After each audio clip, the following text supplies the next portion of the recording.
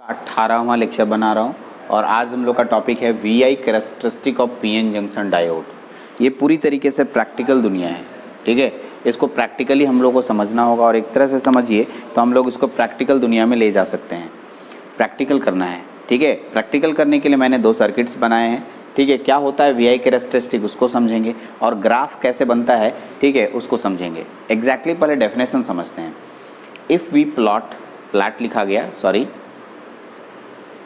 If we plot a graph, हम लोग यदि कोई ग्राफ बनाते हैं बिटवीन वोल्टेज वर्सेस करंट, यानी करंट और वोल्टेज के बीच में, वोल्टेज और करंट के बीच में यदि हम लोग ग्राफ बनाते हैं, इसका मतलब, ठीक है, जैसे आप ग्राफ बनाते थे ना, टाइम अक्ष और डिस्प्लेसमेंट, आपको याद होगा, उसी तरीके से एक साइड हम लोग वोल्टेज लेंगे और एक साइड करंट लेंगे। वोल्टेज और करंट के बीच में यदि मैं ग्राफ बनाता हूँ तो उसे हम, और किसका, पीएन जंक्शन डायोड का। कोई ज़रूरी नहीं है कि पीएन जंक्शन डायोड, किसी का भी बना सकते हैं, ठीक है। तो यहाँ पर आपके पास किसी का भी हम लोग यहाँ पर बना सकते हैं, ठीक है, किसी का भी हम लोग बना सकते हैं। तो यहाँ पर हम लोग पढ़ रहे पीएन जंक्शन डायोड का, इसीलिए हम लोग इसका नाम वीआई कैरेक्टरिस्टिक दिए। यानी किसी भी इलेक्ट्रॉनिक्स डिवाइस का वोल्टेज और करंट के बीच में ग्राफ बनाइएगा उसे वीआई कैरेक्टरिस्टिक बोलेंगे। लेकिन हम लोग का चैप्टर का नाम क्या है, VI characteristic of PN junction diode. हम लोग अभी पीएन जंक्शन डायोड पे पढ़ रहे हैं, इसलिए पीएन जंक्शन डायोड को देखेंगे। ओके, तो पहला डेफिनेशन आपने क्लियर हो गया कि यदि मैं वोल्टेज और करंट के बीच में ग्राफ बनाऊं, ठीक है, किसी भी पीएन जंक्शन डायोड का, उसे VI characteristic of PN junction diode कहेंगे। अब इसका जब ग्राफ बनाने गए डायोड का, तो डायोड का 2 तरह का बाइसिंग पढ़े थे आप। ये है फॉरवर्ड बाइसिंग और ये है रिवर्स बाइसिंग, ठीक है। ये फॉरवर्ड बाइसिंग है और ये रिवर्स बाइसिंग है। इसे सप्लाई वोल्टेज वी कहते हैं, यहाँ भी सप्लाई वोल्टेज वी कहते हैं। और इसमें जो करंट फ्लो करता है वो आई कहलाता है। इसमें तो करंट ही नहीं फ्लो करता है, ठीक है, लेकिन फिर भी लीकेज करंट, कुछ जो माइनॉरिटी चार्ज कैरियर का करंट आता था उसको भी हम लोग कहेंगे, ठीक है। तो ये दोनों करंट, दोनों का हम लोग ग्राफ बनाना है। वोल्टेज और करंट के बीच में ग्राफ बनाना है यहाँ पर, और यहाँ पे वोल्टेज और करंट के बीच में ग्राफ बनाना है, ठीक। आपको एक एक करके मैं समझाने जा रहा हूँ, ठीक है। इसे हम लोग कहते हैं, क्योंकि ये फॉरवर्ड बैच में जुड़ा हुआ है, इसलिए इसका नाम है फॉरवर्ड कैरेक्टरिस्टिक, ठीक है, ऑफ पीएन जंक्शन डायोड। और इसे कहते हैं reverse characteristic of PN junction diode, ठीक है। अब जब ग्राफ बनाएंगे तो ग्राफ बनाने के लिए मैंने एक 4 सेक्शन बनाए हैं। इस तरीके से क्वाड्रेंट तोड़ दिया है। क्वाड्रेंट आपको अच्छे से आता है, मैथ वाले सर ने आपको बताया है। This is the first quadrant, ठीक है, ये आपका फर्स्ट क्वाड्रेंट है, ये आपका सेकेंड क्वाड्रेंट है, ये आपका थर्ड क्वाड्रेंट है और ये आपका फोर्थ क्वाड्रेंट है। क्वाड्रेंट को अच्छे से जानते हैं आप। आपको बता दूं कि ये जो फर्स्ट, ये वाला जो ग्राफ बनेगा इसका, ये यानी कि फॉरवर्ड कैरेक्टरिस्टिक जो हम लोग बनाने जाएंगे वो हमेशा फर्स्ट क्वाड्रेंट में बनाएंगे, ठीक है। इसका मतलब है यहाँ पर हम लोग जो बनाएंगे उसका नाम है फॉरवर्ड कैरेक्टरिस्टिक, ठीक है। और जो रिवर्स कैरेक्टरिस्टिक है वो हमारा थर्ड क्वाड्रेंट में बनेगा। रिवर्स कैरेक्टरिस्टिक, तो फॉरवर्ड कैरेक्टरिस्टिक फर्स्ट क्वाड्रेंट में, रिवर्स कैरेक्टरिस्टिक थर्ड क्वाड्रेंट में बन रहा है। तो सर ऐसा क्यों, सेकेंड और फोर्थ में क्यों नहीं लिया गया, इसी को समझाता हूं मैं, ऐसा क्यों हो रहा है सेकेंड और। उसके लिए क्या करेंगे हम लोग जानने के लिए, सबसे पहले इसको समझते हैं। यहाँ जो वोल्टेज है, ये वोल्टेज को प्लस माना गया। वोल्टेज ऑलरेडी प्लस क्यों माना गया, कोई ना कोई वोल्टेज का एजम्पशन मानेंगे। तो यहाँ पर वोल्टेज जो लिया गया वो पॉजिटिव वोल्टेज लिया, वोल्टेज को पॉजिटिव, और जिस डायरेक्शन में करंट फ्लो कर रहा है करंट, उस करंट के डायरेक्शन को भी पॉजिटिव माना गया। शुरुआत में मानना ही पड़ेगा आपको, बिना माने काम नहीं चलेगा, ठीक है। तो जिसने बनाया है इस ग्राफ को, उसने माना है कि जो फॉरवर्ड बायस होता है उसका वोल्टेज को पॉजिटिव मानना है और उसके अकॉर्डिंग जो करंट फ्लो करता है डायोड में उसे पॉजिटिव करंट लेंगे। तो आपको मैथ वाले सर ने पढ़ाया है पॉजिटिव फर्स्ट क्वाड्रेंट में आता है। आपको याद होगा ये एक्स अक्ष का पॉजिटिव, ये वाई अक्ष का पॉजिटिव पोर्शन फर्स्ट क्वाड्रेंट में आता है। इसीलिए ये क्वेश्चन आया, फॉरवर्ड कैरेक्टरिस्टिक हमेशा फर्स्ट क्वाड्रेंट में बनाया जाएगा। यहाँ तक क्लियर हो रहा है। अब आइए इसके अनुसार से इस वोल्टेज को देखिए। तो तो इसका वोल्टेज इधर माइनस था, इधर प्लस था तो प्लस भी दिए, आप उधर माइनस इधर प्लस है तो यहाँ वोल्टेज को नेगेटिव लेना होगा।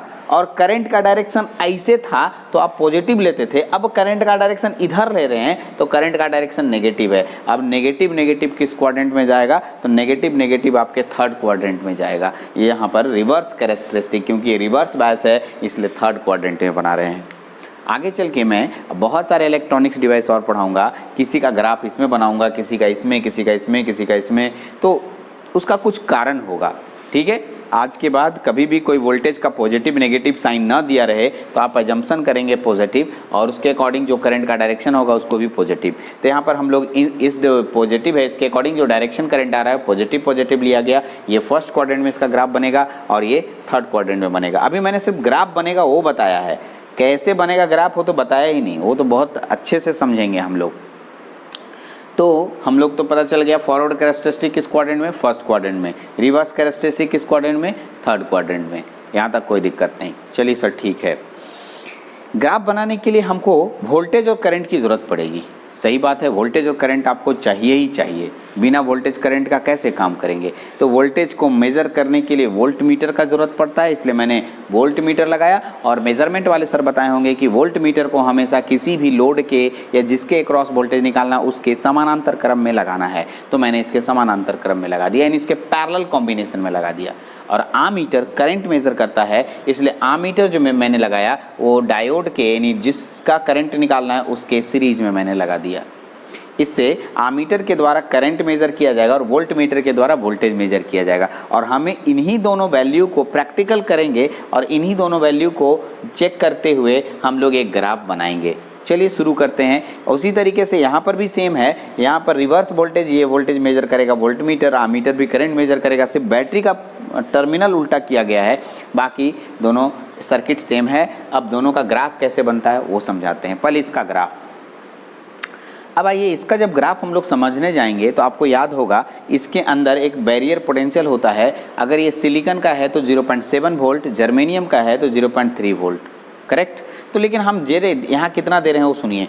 इसका ग्राफ पहले बना रहे हैं फिर लिखेंगे। इसका ग्राफ के लिए मैंने क्या किया, हम लोग समझ लीजिए कि अभी ये लैब के अंदर हैं, लैब में ये सर्किट बना लिए, ठीक है। यहाँ पर वोल्टेज वोल्ट मीटर, ठीक है, चेंजिंग वोल्ट मीटर होता है, यहाँ चेंज करने वाला होता है, ऐसे चेंज करने वाला, ठीक है। वोल्ट मीटर जो हमारे पास होता है वो चेंजेबल होता है, अपने नॉब घुमा के आप चेंज कर सकते हैं उसको। जब आप इसको चेंज करेंगे वोल्टेज तो 1 volt, 0.1 volt, 0.2 volt, 0.3 volt, 0.4 volt, 0.5 volt ऐसे चेंज होगा। और इस चेंजेबल के कारण, चेंज होने के कारण वोल्टेज बढ़ेगा। ओके तो हम शुरुआत में 0.1 लेते हैं। आपको याद होगा जब मैं इसका ऑपरेशन पढ़ा रहा था तो 0.1 लेने पर जंक्शन थोड़ा छोटा होता है, ठीक है। 0.2 छोटा होता है, 0.3 और छोटा होता है, 0.4 ऐसे कर रहे हैं। तो आप देखिए ना, सोचिए ना, यहाँ पर दिमाग लगाइए। अगर मैं यहाँ पर वोल्टेज में लेता हूँ 0.1, ये वोल्टेज हुआ, ये करंट हुआ 0.1, तो आप बताइए 0.1 में जंक्शन टूटा था क्या? तो नहीं सर, जंक्शन नहीं टूटा था। जंक्शन नहीं टूटेगा तो करंट फ्लो करेगा? नहीं सर, करंट फ्लो नहीं करेगा, जीरो होगा, ठीक है। ओके 0.2 में सर नहीं करंट फ्लो करेगा, 0.3 वोल्ट में नहीं फ्लो करेगा सर, ठीक है। कैसे फ्लो करेगा 0.2 में, ठीक है। ओके 0.4 में नहीं फ्लो करेगा सर। अगर सिलिकॉन का बना है तो की बात कर रहा हूँ, जर्मेनियम का रहता तो अलग होता। सिलिकॉन में 0.4, 0.5, 0.6 ऐसे, 0.5 ठीक है में भी नहीं फ्लो करेगा सर, 0.6 में भी नहीं फ्लो करेगा। लेकिन जैसे ही हम 0.7 देंगे, आपको पता होगा कि 0.7 पे जंक्शन टूट जाता है और इसमें रैपिड करंट फ्लो करना शुरू कर जाता है और यहाँ पर करंट यहाँ पर आएगा 1 मिली एम्पियर, ठीक है। बहुत ज़्यादा करंट आ गया। क्यों ऐसा हुआ, ठीक है। तो मैं प्रैक्टिकल कर रहा हूँ। तो अब इसी चीज़ को आप ग्राफ बनाइए।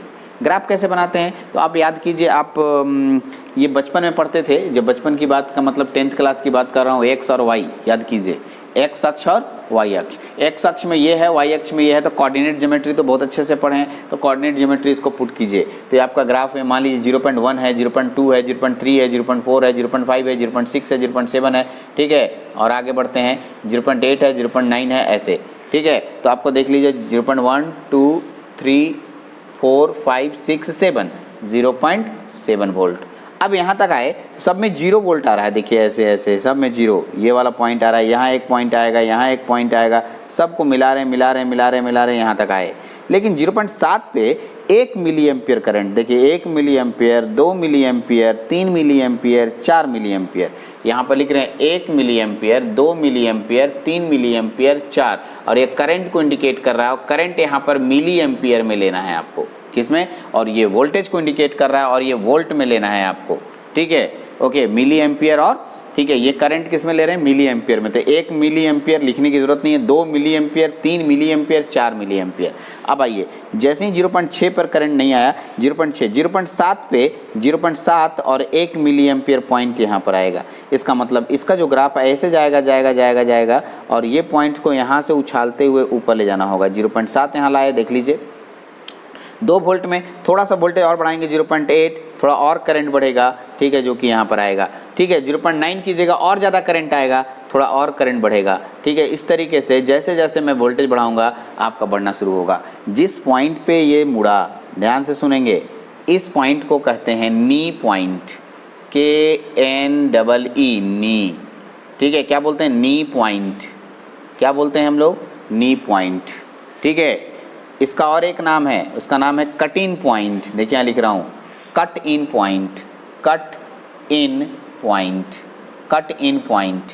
अच्छा ये बताइए कितना पर इसका कट इन पॉइंट दिख रहा है, 0.7 पर दिख रहा है, कितना पर दिख रहा है, 0.7 पे। तो लेकिन ये किस डायोड है, तो इसको लिख सकते हैं आप सिलिकॉन डायोड। कौन सा डायोड, यहाँ लिखेंगे सिलिकॉन डायोड। ये सिलिकॉन डायोड के लिए आप ऐसा काम किए। लेकिन अगर यहाँ पर जर्मेनियम डायोड होता तो यहाँ पर 0.3 पर ही जंक्शन टूट जाता। आपको मालूम होगा कि जब हम लोग ऑपरेशन पढ़ रहे थे तो ये वोल्टेज 0.3 देने पर जंक्शन टूट जाता था। इसका मतलब वो ग्राफ यहाँ से जाते जाते यहीं से मुड़ जाता और इसका ग्राफ ऐसे निकलता, और यहाँ पर भी ये भी कटिंग वोल्टेज होता। लेकिन ये नी पॉइंट या कटिंग पॉइंट जो है सिलिकॉन के लिए हुआ और ये जर्मेनियम के लिए होगा और आराम से ऊपर की ओर जाएगा। इसे कहेंगे जर्मेनियम डायोड। क्या नाम देंगे, ये जर्मेनियम डायोड का है। तो ये आपके पास जो ग्राफ बना इसे हम लोग, ठीक है, ये पॉइंट है, इसे क्या बोलते हैं, नी पॉइंट, KNEE, नी पॉइंट, याद रखिएगा ये नी पॉइंट है जर्मेनियम डायोड के लिए, ये नी पॉइंट है सिलिकॉन डायोड के लिए। तो नी पॉइंट आपको समझ में आ गया होगा। जिस नी पॉइंट के नीचे आइएगा तो उसे नी वोल्टेज कहेंगे, जो कि 0.3 वोल्ट होता है, ये 0.3 वोल्ट है, ठीक है। और इसके लिए सिलिकॉन के लिए नी वोल्टेज का मान 0.7। तो आज के बाद नी पॉइंट के नीचे नी पॉइंट, नी करंट और नी वोल्टेज यहाँ से मिलेगा, ठीक है। तो ये नी पॉइंट कहलाता है ये सिलिकॉन डायोड। और ये जो ग्राफ आपके पास बना इसे हम लोग फॉरवर्ड कैरेक्टरिस्टिक कहते हैं। क्या बोलते हैं, फॉरवर्ड कैरेक्टरिस्टिक। बहुत अच्छे से समझ में आ रहा होगा कि फॉरवर्ड कैरेक्टरिस्टिक क्या है। यानी कि यहाँ पर मैं वोल्टेज और आमीटर को यूज़ करूँगा।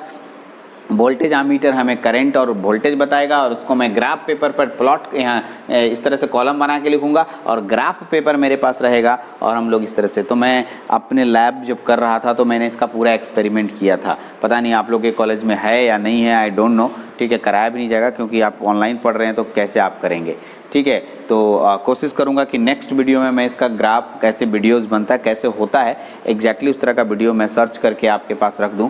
लेकिन आज तो हम लोग समझ रहे हैं, ठीक है, और वीडियोस नेक्स्ट क्लास में मैं पुटअप कर दूंगा। तो अब आइए रिवर्स कैरेक्टरिस्टिक के पास। तो अब आइए रिवर्स कैरेक्टरिस्टिक में इसका मान देखिए, इसका जंक्शन टूटता है क्या रिवर्स बायस में, नहीं टूटता है सर। तो इसी तरह का हम लोग एक कॉलम और बनाएंगे, ठीक है। यहाँ पर कॉलम बनाएंगे, ऐसे देख लीजिए, कॉलम बनाएंगे जिसमें कि यहाँ पर वोल्टेज होगा, यहाँ करंट होगा, ठीक है। तो अब बताइए वोल्टेज का मान 1 volt, 2 volt, 3 volt, 4 volt, 5 volt, 6 volt, 7 volt, कुछ भी कीजिएगा सर, करंट फ्लो नहीं करता है। तो बोले आप तो पढ़ाए थे सर करंट फ्लो करता है, लेकिन ये जो करंट होता है रिवर्स सैचुरेशन करंट होता है और इसका मान माइक्रो एम्पियर में होता है, बहुत कम। देखिए तो मैं इसका ग्राफ जो नीचे बनाऊंगा ये माइक्रो एम्पियर में होगा। यहाँ पर जो मैं करंट लूँगा ये मैं माइक्रो एम्पियर में लूँगा, नीचे में कैसे लूँगा, माइक्रो एम्पियर। ऊपर क्या चीज़ है हमारे पास, मिली एम्पियर। नीचे जो मैं ले रहा हूँ कौन सा ले रहा हूँ, माइक्रो एम्पियर। ऊपर वाला कौन सा लिया, मिली एम्पियर, क्योंकि ये फॉरवर्ड बायस का था। और ये नीचे, और ग्राफ में इधर वोल्टेज ले रहा हूँ, इसका मतलब माइनस भी इंडिकेट होगा, इधर V होता है और इधर माइनस भी, इधर I, minus I sir, I नहीं माइनस I, और डायरेक्शन से ही पता चल जाता है, आप माइनस I लिखने की जरूरत नहीं है, ठीक है। V वोल्टेज है, नेगेटिव डायरेक्शन है। अब आइए वोल्टेज का मान, क्योंकि 1 वोल्ट, 2 वोल्ट, 3 वोल्ट, 4 वोल्ट, ठीक है, 5 वोल्ट बढ़ाते जाइए। बढ़ाने से आपका जंक्शन तो नहीं टूटता है, लेकिन अंदर में एक करंट फ्लो करता है जिससे माइनॉरिटी चार्ज कैरियर के द्वारा करंट फ्लो करता है और उसे रिवर्स सैचुरेशन करंट बोलते हैं। तो रिवर्स सैचुरेशन करंट इसमें जाएगा, वो माइक्रो एम्पियर में होगा, बहुत कम होता है, 1 माइक्रो एम्पियर, 2 माइक्रो एम्पियर, ऐसे बहुत कम होता है। तो उसका मान देख लीजिए, ठीक है, माइक्रो एम्पियर में हम ले रहे हैं, 1 माइक्रो एम्पियर ये हुआ, 2, ये 3, ये 4, ऐसे। तो इसका ग्राफ ऐसे बढ़ता है, देख लीजिए, ऐसे ऐसे थोड़ा थोड़ा बढ़ रहा है, देख लीजिएगा, करंट का मान बढ़ रहा है, ठीक है, देख लीजिए माइक्रो एम्पियर में है, ऐसे आया। और कुछ वोल्टेज तक ऐसा ले जा रहे हैं, 1 volt, 2 volt, 3 volt, 4 volt, 5 volt, 6 volt, 7, 8, ये 0 पॉइंट में नहीं है, 1, 2 में है, 1, 2, 3, 4, 5, डॉट डॉट डॉट डॉट, यहाँ लिए 15, ऐसा बीच में सब नहीं दिखा रहे हैं, जगह नहीं है मेरे पास, 15 वोल्ट, ठीक है, मैंने 15 वोल्ट तक लाया, ठीक है। इस तरीके से कंटिन्यू आगे लेके जा रहे हैं। कुछ दूर जाने के बाद एग्जैक्ट इसकी वैल्यू नहीं है, ये आपको बताया था बर्न हो जाता है या डिस्ट्रॉय हो जाता है। बर्न का मतलब जल जाता है सर, जलने का मतलब यह कंडक्टर बन जाता है, ठीक है, सेमीकंडक्टर का अंदर का मटेरियल राख हो गया, ठीक है, यानी ये कंडक्टर बनेगा। तो कंडक्टर बनेगा तो देखिए कैसा होगा, सीधा तार हो जाएगा कि नहीं, सीधा तार हो जाएगा, जल गया, खराब हो गया, सीधा तार। इसे हम लोग शॉर्ट सर्किट कहते हैं, याद रखना चाहिए, क्या कहते हैं, शॉर्ट सर्किट। और शॉर्ट सर्किट में करंट इन्फिनिटी होता है, फिर से बोल रहा हूँ, शॉर्ट सर्किट, ठीक है, शॉर्ट सर्किट में करंट का मान क्या होता है, इन्फिनिटी, बहुत ज़्यादा, ठीक है, बहुत ज़्यादा, ठीक है। अब शॉर्ट सर्किट कैसे कराएंगे, किसी घर में जैसे बल्ब जल रहा है ना, देखिए बल्ब यहाँ पर जलाइए, और घर में ऐसे कहीं ना कहीं प्लग है, अब प्लग में डाल दिए हैं, और ई तार को जोड़ दीजिएगा तो शॉर्ट सर्किट हो जाएगा। यही तो है जी, सीधा तार जोड़ देना, सीधा तार, शॉर्ट सर्किट। शॉर्ट सर्किट के कारण यहाँ आपका बर्न कर गया और ये ग्राफ नीचे की ओर आया, ये देखिए नीचे की ओर ग्राफ बना, इसे हम लोग क्या बोलते हैं, शॉर्ट सर्किट कंडीशन। वहाँ पर शॉर्ट सर्किट हो गया, यानी कि डायोड आपका बर्न कर गया, ठीक है, डायोड आपका इस पॉइंट पे बर्न कर गया। तो जो पॉइंट पे बर्न करेगा इसका कुछ नाम होना चाहिए, इसका नाम है रिवर्स, क्योंकि रिवर्स बायस में है breakdown, reverse breakdown reverse breakdown point, क्योंकि ये पॉइंट है और इसके कारण जो वोल्टेज आएगा उसे रिवर्स ब्रेकडाउन वोल्टेज कहेंगे।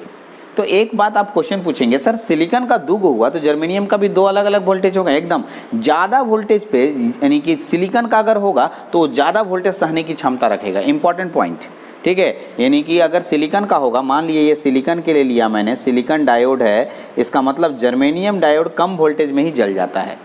आगे चल के क्वेश्चन मैंने बोला था कि सिलिकॉन और जर्मेनियम में ज़्यादातर किसका प्रयोग होता है, तो आप बोलेंगे सर कि सिलिकॉन का यूज होता है। क्यों का जवाब मैं 2 बार, पिछले बार भी एक कारण बता चुका हूँ और अभी भी बता रहा हूँ, बाद में दोनों को मिला के एक कारण, एक बता दूंगा इसका आंसर, ठीक है, ओके। तो अब आइए यहाँ पर, ठीक है, तो आप जर्मेनियम के लिए अगर आप लेंगे तो जर्मेनियम थोड़ा कम वोल्टेज में ही जल जाएगा और इसी तरीके से यहाँ से होगा, इस ये भी कहलाएगा, क्या कहलाएगा, रिवर्स, ठीक है, रिवर्स ब्रेकडाउन पॉइंट, किसके लिए, ठीक है, रिवर्स ब्रेकडाउन पॉइंट जर्मेनियम के लिए। ये कौन सा डायोड के लिए हुआ, जर्मेनियम डायोड के लिए हुआ। तो आपका थोड़ा बड़ा फोटो बनाइएगा एक पूरे पेज में और अच्छे से सबको लिखिएगा कि ये पूरा जो हम लोग ग्राफ बनाए इसे कहते हैं VI characteristic of PN junction diode.